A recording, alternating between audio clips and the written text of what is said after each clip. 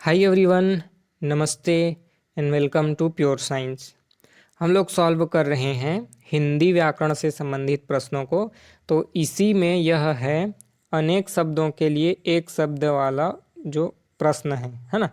अनेक शब्दों के लिए एक शब्द वाले जो प्रश्नों को है हम हल करेंगे इस वीडियो में। ठीक है, अनेक शब्दों के लिए एक शब्द। ठीक है, तो देखते हैं है ना। इसके पहले भी बहुत सारे वीडियो अपलोड हो चुके हैं इसी से संबंधित, और इसके साथ ही संधि, समास, संज्ञा, सर्वनाम इससे संबंधित विभिन्न है ना वीडियोस जो हैं अपलोड हो चुके हैं। अच्छा लगे तो सब्सक्राइब करके दोस्तों के साथ शेयर कीजिएगा। चलिए देखते हैं अगला प्रश्न क्या होगा, उसका आंसर क्या होगा। ठीक है, अगला प्रश्न है कुछ खास शर्तों पर किसी कार्य को करने का समझौता। ठीक है, कुछ खास शर्तों पर किसी कार्य को करने का समझौता, इसके लिए कौन सा शब्द जो है उपयुक्त है। आंसर आपको पता रहता है कमेंट करके बताते जाइएगा, नहीं पता रहता है तब तो मैं बता ही रहा हूँ। ठीक है, पहले से पता रहता है तो तुरंत कमेंट करके बताते जाइएगा। ठीक है, यहाँ पर ऑप्शन दिए हुए हैं कर्मठता, बेलदारी, ठेकेदारी, संविदा। इनमें से कौन सा जो है शब्द प्रयोग किया जाता है कुछ खास शर्तों पर किसी कार्य को करने का समझौता के लिए। तो इसका सही उत्तर है संविदा, है ना। संविदा मतलब किसी खास शर्त पर, है ना, कोई भी शर्त हो कि इतना वेतन दिया जाएगा, इतने दिनों तक इतने घंटे काम करना पड़ेगा, इस प्रकार के शर्त रहेंगे तो उस शर्त के अंतर्गत जो है काम करने के लिए समझौता होता है, उसको क्या बोलते हैं, संविदा, है ना। तो ऑप्शन डी यहाँ पर सही उत्तर है, उसको बोलेंगे संविदा। ठीक है, संविदा।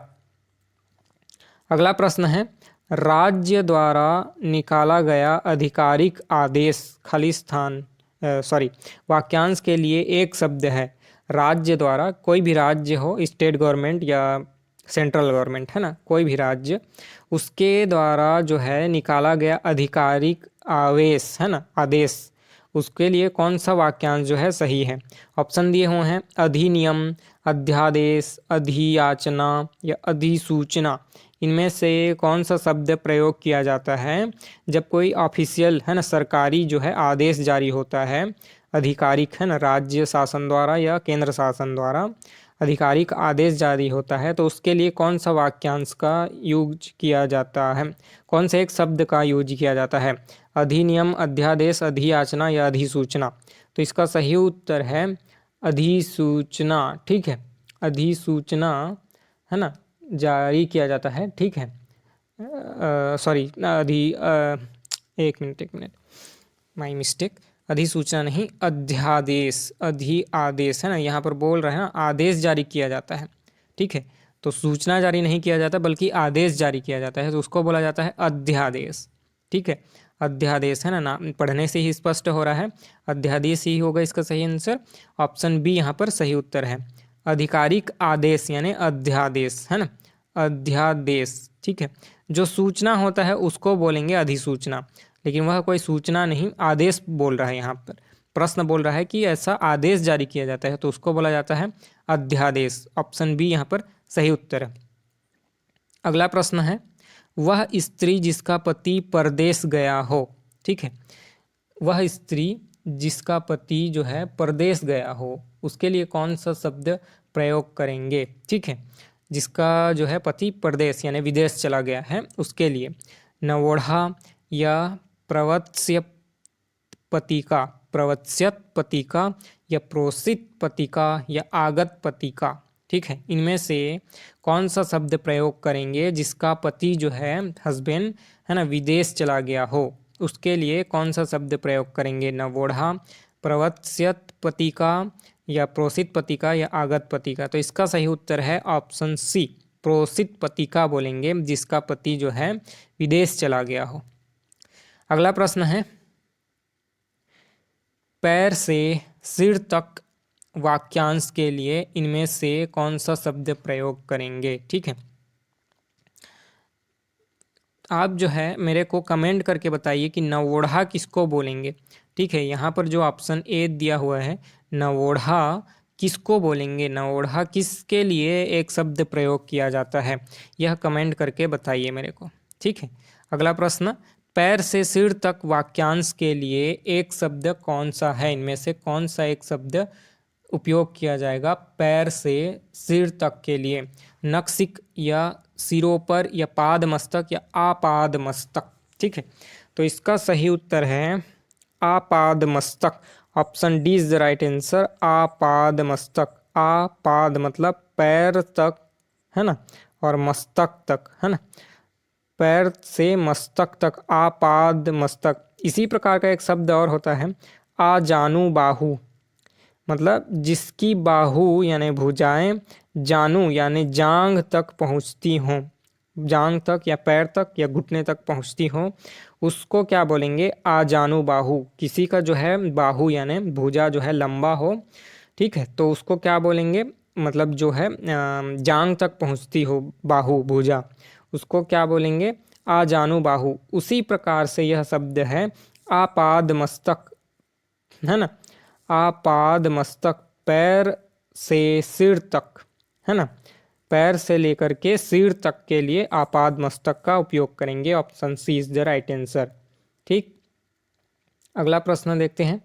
अगला प्रश्न है अनुचित बात के लिए आग्रह करने वाला। अनुचित बात के लिए आग्रह ना, है ना, कोई गलत काम के लिए आग्रह करने वाला, आग्रह करने वाला, उसके लिए कौन सा शब्द प्रयोग होगा?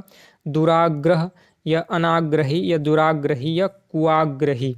इनमें से कौन सा शब्द उपयोग करेंगे अनुचित बात के लिए आग्रह करने वाले व्यक्ति के लिए? ठीक है, तो इसका सही उत्तर होगा दुराग्रही, दुह आग्रही, है ना, दुष्ट आग्रह करना या दुराग्रह करना या अनुचित बात के लिए आग्रह करना। ठीक है, गलत, है ना, डिमांड करना, मांग करना, आग्रह करना। ठीक है, तो दुराग्रही यहाँ पर सही उत्तर है।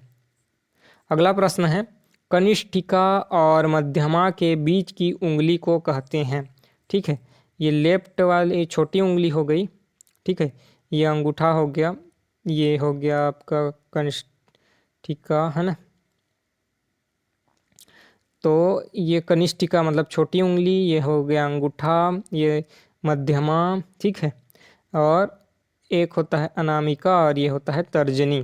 ठीक है, तो जो कनिष्ठिका और सॉरी ये हो गया आपका कनिष्ठिका, ये तर्जनी, ये मध्यमा, तो और इन दोनों के बीच का जो होता है उसको बोलते हैं अनामिका। ठीक है, रिंग फिंगर जो होता है ना, अनामिका। ठीक है, रिंग फिंगर को बोला जाता है अनामिका, मतलब जो कनिष्ठिका मतलब छोटी वाली और मध्यमा यानी सबसे बड़ी वाली, उनके बीच में होता है, उसको बोलेंगे अनामिका, है ना, रिंग फिंगर जो होता है उसको। ठीक है, तो यहाँ पर है अनामिका। ऑप्शन डी यहाँ पर सही उत्तर है ना, ये आपका छोटी उंगली, ये उससे बड़ी, और ये बीच वाली सबसे बड़ी, फिर ये तर्जनी, और ये हो गया आपका अंगूठा। तो ये जो है इस वाली उंगली को बोलेंगे, है ना, अनामिका। ऑप्शन डी जो है यहाँ पर सही उत्तर है। अगला प्रश्न, जिसके पेट में माँ ने रस्सी यानी दाम बांध रखी हो, जिसके पेट में, है ना, रस्सी बांध रखी हो उसकी माता ने, है ना, पेट है ये इंसान का अगर बॉडी माने, ठीक है, ठीक है, इधर जो है तो ये पेट है, इस पर जो है रस्सी बांध करके, है ना, इधर बांध दिया गया हो, रस्सी लगा करके बांध दिया गया हो जिसको, तो उसके लिए कौन सा शब्द प्रयोग करेंगे? जिसके पेट पर दाम यानी रस्सी बांध दी गई हो, दामाद या दामादितर या दाम या दामोदर? तो स्पष्ट है दाम उदर ही बोलेंगे। दाम मीन्स रस्सी, उदर मतलब पेट पर, है ना, दाम उदर, दामोदर, है ना, जिसके पेट पर रस्सी बंधी हो उसको बोलेंगे दामोदर, यानी ऑप्शन डी यहाँ पर सही उत्तर है, दामोदर, है ना, सही उत्तर है। अगला प्रश्न है अनेक शब्दों के लिए सॉरी पीछे पीछे चलने वाला वाक्यांश के लिए एक शब्द कौन सा है? पीछे पीछे चलने वाला वाक्यांश के लिए एक शब्द कौन सा है? अनुचर या अनुगामी या अनुवर्ती या फिर अनुगमनीय? ठीक, इनमें से कौन से शब्द का प्रयोग करेंगे? तो इसका सही उत्तर है अनुगामी। अनुगामी यानी अनु मतलब पीछे पीछे, गामी मतलब चलने वाला, ठीक है, फॉलो करने वाला। तो यहाँ पर सही उत्तर कौन सा हो गया? अनुगामी। ठीक है, अनुसरण या फिर पीछे पीछे चलने वाला, और गामी मतलब जाना, गमन करना, है ना, चलना। तो इसका सही उत्तर हो जाएगा अनुगामी। ऑप्शन बी यहाँ पर सही उत्तर है। अगला प्रश्न, जिसकी कोई कीमत ना हो सके, वाक्यांश के लिए एक शब्द इनमें से कौन सा है?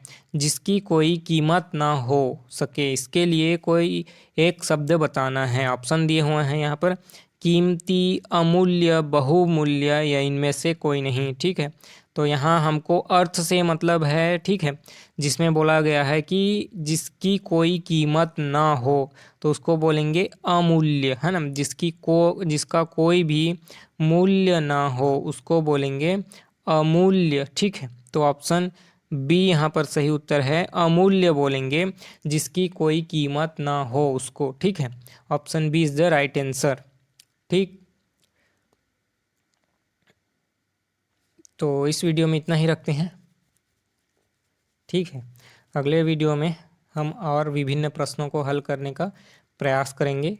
कोई भी डाउट हो, कोई सजेशन हो तो आप कमेंट करके बता सकते हैं। यू आर ऑलवेज वेलकम, और मैं हल करने का कोशिश करूँगा आपकी समस्या को। मिलते हैं अगले वीडियो में, तब तक के लिए नमस्ते, धन्यवाद, बी सेफ।